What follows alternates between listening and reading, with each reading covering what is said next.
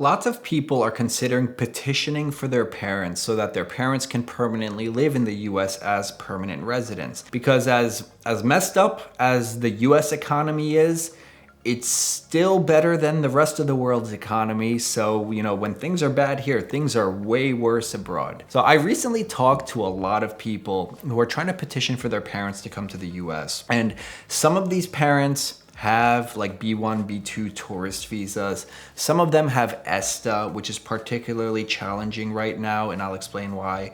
And other parents are just in the US. So let's talk about different ways you can petition for parents. But before I get into that, I just want to mention one point that comes up a lot in my consultations. For example, someone's parents from India, they want to get a green card, but they still kind of want to live in India because their family's there, their community's there, but they want to spend at least half their time in the US. That might not fly under this administration. I mean, if you're going to spend half your time in the US, half your time in India, permanent resident card, a green card, requires that you intend to permanently live in the US. And if you're really just trying to use it as a glorified tourist visa, it might not be in your best interest to become a permanent resident until you're ready to permanently live in the US. And you might end up being placed into removal proceedings after a year or two of just using your green card to only spend half the year in the US and half the year abroad.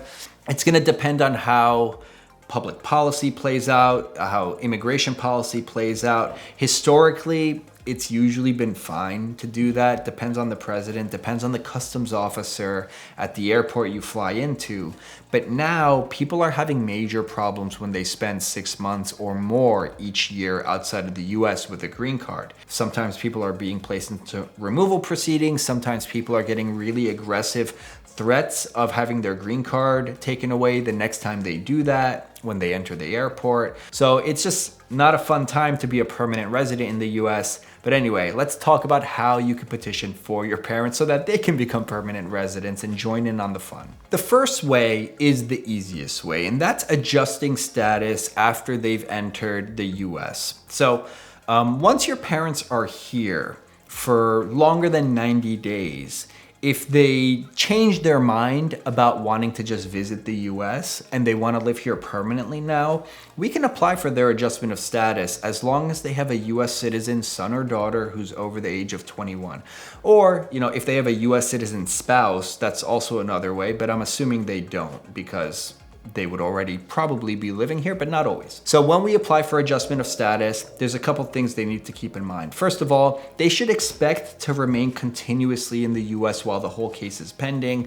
Right now, a lot of my adjustment of status cases have been taking 6 months, but those cases started before Trump came in, and we're expecting substantial delays. So I'm telling people 12 plus months, they should be able to stay in the US continuously for all of that time, or this might not be the best option for them. After about 3 months or so, they will likely receive their employment authorization card and social security card as long as they applied for those things. We could also apply for something called advanced parole, which gives them permission to travel internationally while the case is pending. But I've made multiple videos, including one like last week, where I mentioned that this is a really bad idea.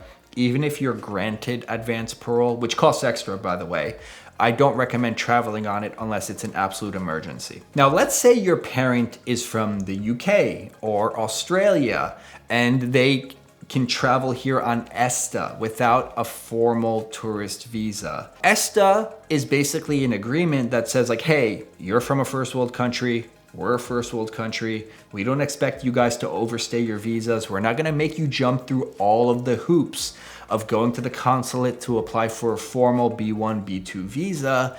We're just gonna trust that you guys come here and leave. But in exchange, you can only come for up to 90 days at a time, and we can basically summarily deport you and you don't have a right to see an immigration judge if we decide that you violated the terms, and we could also cancel that visa at any time. But actually, canceling the visa is pretty much true with the B1, B2 visa anyway. So when someone comes over on an ESTA, they are at increased risk of being placed into removal proceedings if they end up overstaying. And I generally don't recommend applying for adjustment of status within the first 90 days, but I might be changing that guidance depending on how things play out in the coming months or year. If you apply for adjustment of status within 90 days of entering as a non-immigrant, like a tourist visa, student visa, ESTA, anything where you must maintain the intention to leave the US when you leave, like when you come as a tourist, you must represent that you're just coming to visit and you plan to leave. If within 90 days of entering,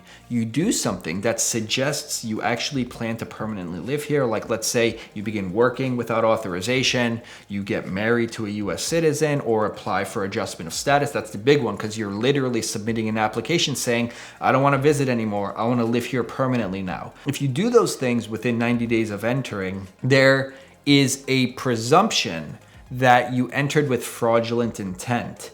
And when you attend your eventual green card interview, it might be your burden to explain, how did your intent change? Why should we believe that you entered with the intent to leave and then you subsequently changed your intent? Now, if you can meet that burden, if you can convince an officer that your intent genuinely did change, for example, you had a job, you had an apartment, you had a dog, and then like last second things changed, there was an emergency, you had to stay here, and you made emergency arrangements for all those things while you were abroad, you might be able to meet that burden and then everything will be fine and you'll become a permanent resident.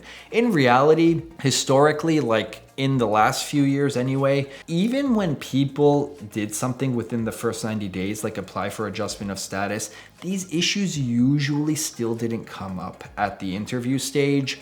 But I would exercise extreme caution with that right now, and anything that USCIS can reasonably use to deny your green card and get away with, I just assume for now that they're gonna try to do it. So just to be extra careful, that's the way I've been operating. So your ESTA only allows you to come here for 90 days. And if you're gonna wait until day 91 to apply for adjustment of status, you're now exposing yourself to some risk.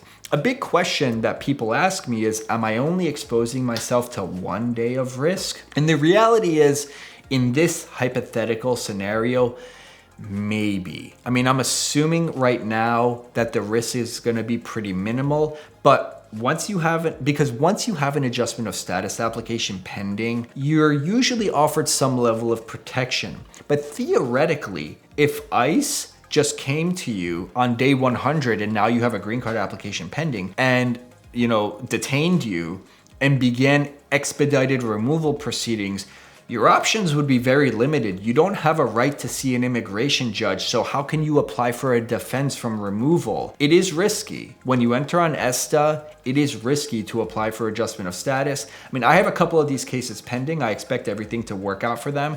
But a year from now, I might be much more wary about submitting these applications if I hear any horror stories. Right now, I take it on a case-by-case basis. We do still submit these sometimes, but I do advise people that there are some risks associated with doing it. Practically speaking, I don't see ICE officers going after people from the UK who've overstayed. We just allowed a massive group of white people from South Africa to bypass the entire refugee process, and the only thing that distinguishes them from other people is they're white people. There are tons of refugees who want to come here. So I don't know if there's a bit of racism that plays into this, but right now it's case by case. I look at each case, see what are the pros and cons, what are the best options, and then we make a decision as a team. All right, guys, the last way you could petition for parents is with an I-130 petition while they're residing abroad and they don't want to apply for adjustment of status in the US. This is called consular processing. So it's a multi-step process.